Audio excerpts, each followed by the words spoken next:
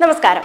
നമ്മൾ മലയാളികൾ ഏറ്റവും കൂടുതൽ അച്ചടക്കത്തോടും സ്വന്തമെന്ന് കരുതിയും ക്യൂ നിൽക്കുന്ന ഒരേ ഒരു പൊതുമേഖലാ സ്ഥാപനം മാത്രമേ ഉള്ളൂ. അത് ഏതാണെന്ന ചോദ്യമല്ലേ? നമ്മുടെ കേരള ബിവറേജ് കോർപ്പറേഷന്റെ ഔട്ട്ലെറ്റുകളാണത്. സ്വർഗത്തിലേക്കുള്ള വഴി ഇടുങ്ങിയതാണെന്ന് പലപ്പോഴും പറയാറുണ്ട്. അതുപോലെ തന്നെയാണ് നമ്മുടെ ബിവറേജിലേക്കുള്ള വഴികളും. അവിടെയാകട്ടെ മദ്യപാന്മാരെ കാത്തിരിക്കുന്നത് സ്വർഗരാജ്യവും. ഒരുപക്ഷെ മലയാളികളുടെ അച്ചടക്കശീലം കണ്ടു പഠിക്കേണ്ടത് തന്നെയാണ്.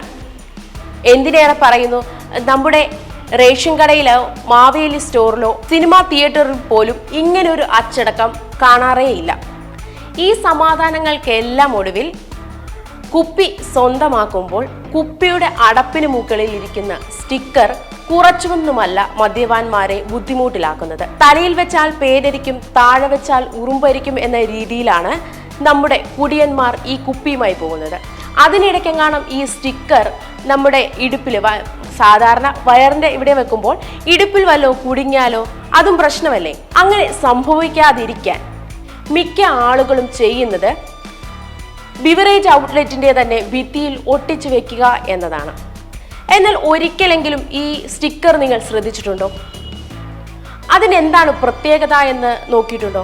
ആർക്കും വേണ്ടാത്ത ഈ സ്റ്റിക്കർ എന്തിനാണ് പതിപ്പിച്ചിരിക്കുന്നത് നിങ്ങൾക്കറിയോ? എന്നാൽ ആ സ്റ്റിക്കർ ഒട്ടിച്ചിരിക്കുന്നത് വെറുതെയല്ല. സർക്കാർ അംഗീകൃത മദ്യവിൽപ്പന ശാലകളിൽ നിന്ന് മദ്യം വാങ്ങുന്നതിന് സർക്കാർ നൽകുന്ന മുദ്രയാണിത്.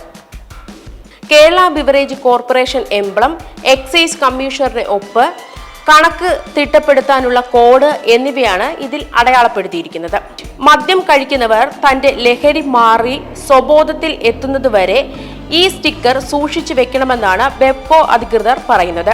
മദ്യത്തിൽ മായം കലർന്ന് ജീവൻ നഷ്ടപ്പെട്ടാൽ നഷ്ടപരിഹാരം ലഭിക്കാൻ വരെ ഈ സ്റ്റിക്കർ ഉപകരിക്കും. അല്ലെങ്കിൽ ആ കഴിച്ച മദ്യം വ്യാജമദ്യമാണെന്ന് മുദ്ര കുത്തപ്പെടും. എന്നാൽ ഈ സ്റ്റിക്കർ വേറൊന്ന് ഒപ്പിച്ചാൽ പോരെ എന്ന് തോന്നിയേക്കാം. എന്നാൽ അത് പറ്റില്ല.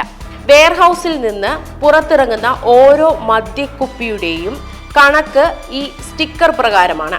10,000 സ്റ്റിക്കർ അടങ്ങുന്ന 10 കെട്ടുകൾ ബോക്സുകളാണ് സർക്കാർ പ്രസ്സിൽ നിന്ന് സീഡിറ്റ് നിരന്തരം അടിച്ച് കൈമാറുന്നത്.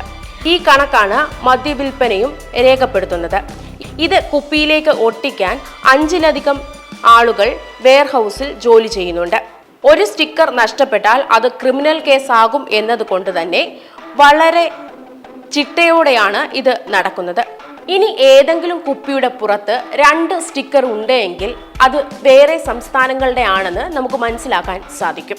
കിട്ടിയ പാടെ ഉപേക്ഷിക്കപ്പെടുന്ന ഈ സ്റ്റിക്കറിന് വളരെയധികം പ്രാധാന്യമുണ്ട് എന്ന് മനസ്സിലാക്കേണ്ടതാണ്.